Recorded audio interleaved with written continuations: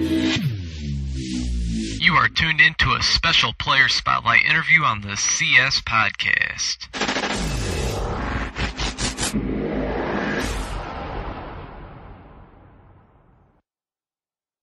Welcome to another episode of the CS Podcast presented by the NUC NFL Draft Bible, bringing you the names that you need to know first since 2002. Visit NFLDraftBible.com.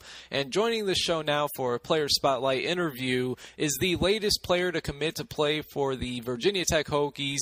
He is the nation's top dual-threat junior college quarterback by way of Trinity Valley Community College. He is Jerod Evans. And Jerod, I appreciate you taking some time to chat today. Tell us all what went into your decision to commit to Virginia Tech this past weekend. A couple of key things. Family, stability. I have 6 brothers and 2 sisters, and I have my mother and father under one roof.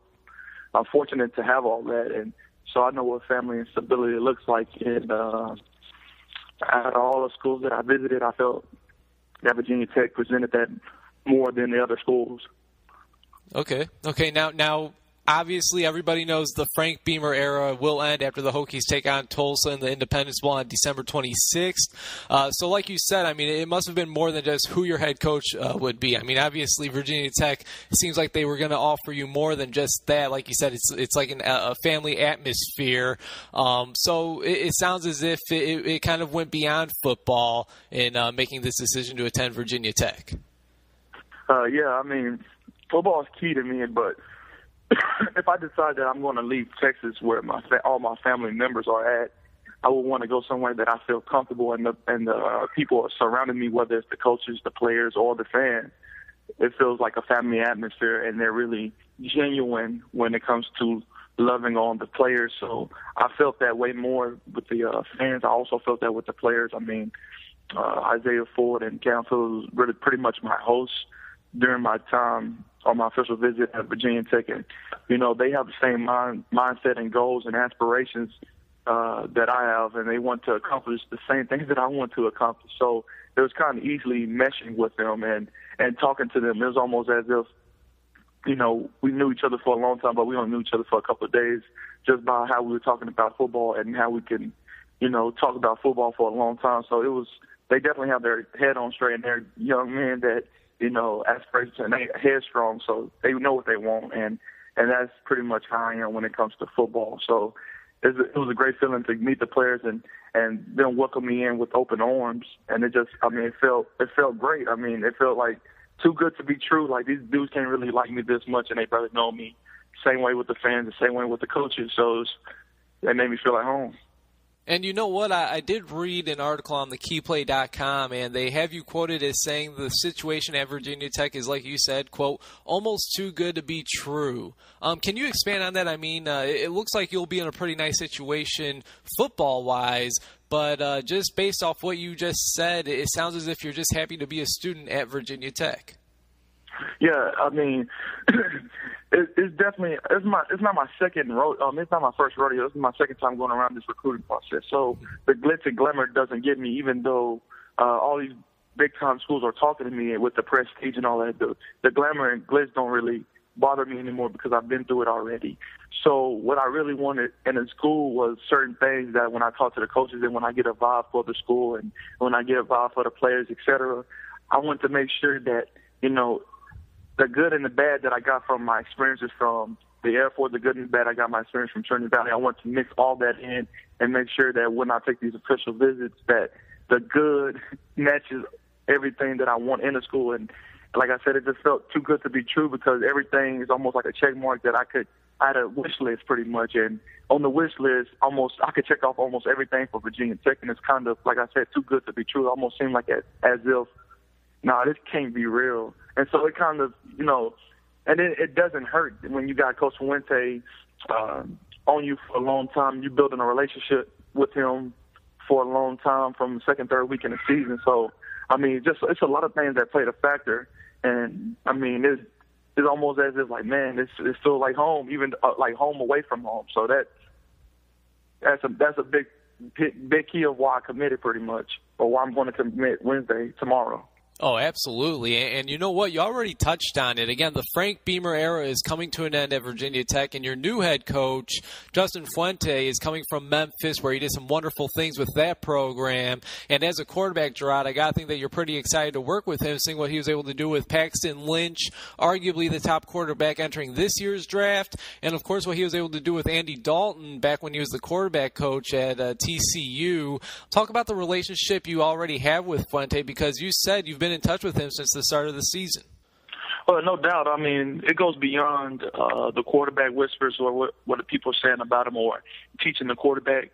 He actually builds a relationship with you as a player, as a person, and that's key with me. Again, I have a mother and father, and I have 6 brothers and 2 sisters, so building a relationship is always key with me. And for him to build it the way he did and almost kind of figure me out and still figuring me out, it's almost like we clicked.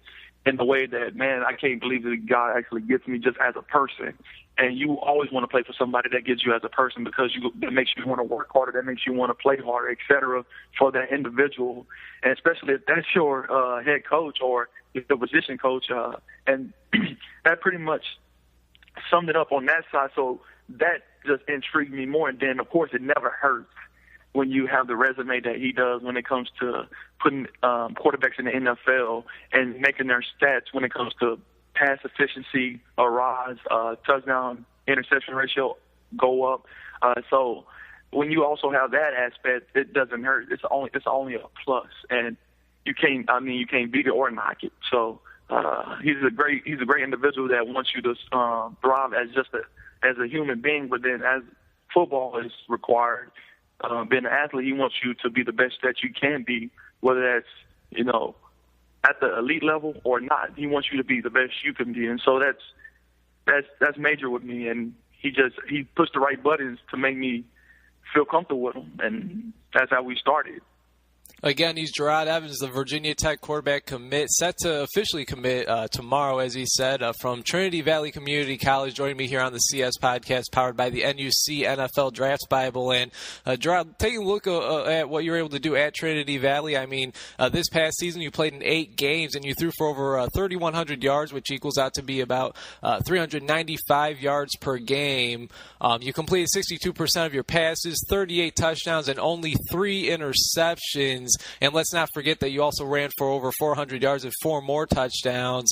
I see that you guys actually won a game 94-7, and in your final game at Trinity Valley, you were able to throw for 475 yards and 8 touchdowns. I mean, these are some serious video game type numbers. What do you attribute your success from your time at Trinity Valley to, and what has allowed you to have the great deal of success that you've seen?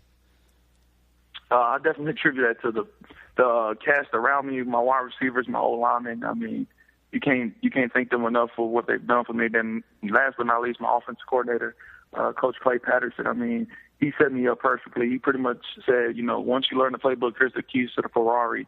And he trusted me enough that he knew when I'm on the field, I wouldn't put the team in jeopardy or make the team look bad in any way. I will always try to put us in the best situation. And for a coach to trust me that much, it makes me, again, play harder because he first off trusted me as a person and got to know me as a person, but then coached me on the field, the X's and O's, and how to look at things, read off, et cetera. And then you, again, go back to my wide receivers. I mean, can't cover them. It makes your job as a quarterback that much easier. And then you have O-line that don't give up a sack. I mean, you can't think of a perfect scenario more than that. So it's all to them guys. I'm back there just trying to do my job. I just get the credit for it. But it's definitely those guys that, make me look good. And it was a job well done, Gerard. Now, I'm sure you've already been aware of this, but your coach at Trinity Valley has been on record saying that you're the closest quarterback to play in the Southwest Junior College Football Conference since Cam Newton was at Blinn Community College. What do you think when you hear that? It's an honor, definitely, because I look up to Cam Newton from the route. When I say I look up to him in the route he took from going to Florida to Blinn to Auburn to the NFL. So I admire him for the steps he took because pretty much that's the route I'm taking. But then also to put me in that category, he's in the NFL. I'm not yet, and that's my aspirations. So to be put in that category, it's a blessing and honor.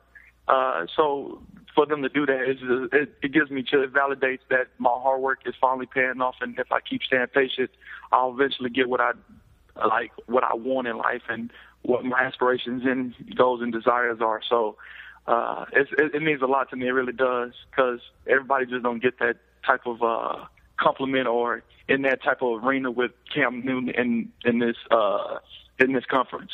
Yeah, not bad at all. Not bad to say the least, being compared to Cam Newton. Not bad at all. Now, I'm sure you haven't really talked about what your role will be with the team, seeing as you just made this decision this past weekend. But, I mean, what are you expecting? I mean, do you think that you'll be able to go in and compete for the starting job right away at Virginia Tech? For sure. I believe if I go ahead and keep my head down, let my actions speak before me, and then just go in there and be the hard worker that I am, and do what I'm supposed to do, I believe that, and competing, I believe that we get things rolling. All right, just a couple more questions for you, Gerard. I really do appreciate your time. I mean, tell Hokie fans what you bring to the table as a quarterback if they haven't really seen any of your game, and why they should be excited that you chose to play at Virginia Tech. Again, I want my actions to speak for me. I believe I bring a lot to the table. As a player, you always want to be confident in your ability, and if you're not confident in your ability, then who is going to be confident in you? So I definitely believe I bring a lot to the table. I just want to keep my head down, make sure I'm doing everything I can do for me, but then also for the team that I'm going to be a part of, and make sure that let them know that I got their back as they got mine, which they already bring to the table. And so just do that, and we have big expectations, big plans for this upcoming year and the following.